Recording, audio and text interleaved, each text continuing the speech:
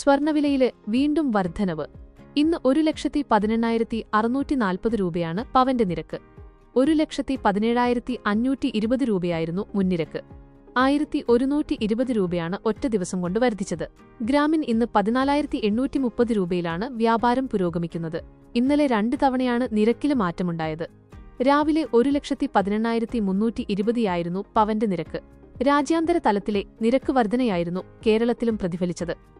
അതിവേഗം കുതിക്കുന്ന സ്വർണം അടുത്ത കാലത്തൊന്നും സഡന് ബ്രേക്കിടാന് സാധ്യതയില്ലെന്ന റിപ്പോർട്ടുകളാണ് ഇപ്പോൾ പുറത്തുവരുന്നത്. ഫെബ്രുവരി അവസാനിക്കും മുമ്പ് മറ്റൊരു റെക്കോർഡും സ്വർണം കീഴടക്കാനിടയുണ്ട്.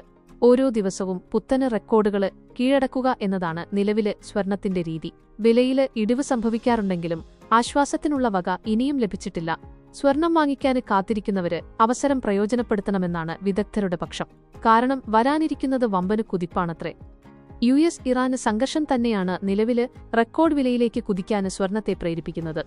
ആണവകരാറില് ഏർപ്പെടാന് 15 ദിവസത്തെ കാലാവധി നൽകി ഞെട്ടിക്കുകയാണ് നിലവില് അമേരിക്കന് പ്രസിഡന്റ് ഡൊണാൾഡ് ട്രംപ്. ഈ കാലാവധി അവസാനിക്കും മുമ്പ് തീരുമാനമുണ്ടായില്ലെങ്കില് ആക്രമണമുണ്ടാകുമെന്ന മുന്നറിയിപ്പും ട്രംപ് നൽകുന്നു. യുദ്ധങ്ങളുണ്ടാകുമ്പോള് സുരക്ഷിത നിക്ഷേപമായ സ്വർണത്തിലേക്ക് ആളുകള് എത്തുന്നത് പതിവാണ്. അതുതന്നെയാണ് നിലവില് ഇവിടെയും സംഭവിക്കുന്നത്. ഇറാനും US-ഉം തമ്മില് യുദ്ധം ആരംഭിക്കുന്നതിനു മുമ്പ് നിക്ഷേപം പൂർണ്ണമായും സ്വർണത്തിലേക്ക് മാറ്റാനുള്ള ഓട്ടത്തിലാണ് നിക്ഷേപകര്. അതിനാല് തന്നെ സ്വർണവില ഇനിയും ഉയരാന് സാധ്യതയുണ്ട്.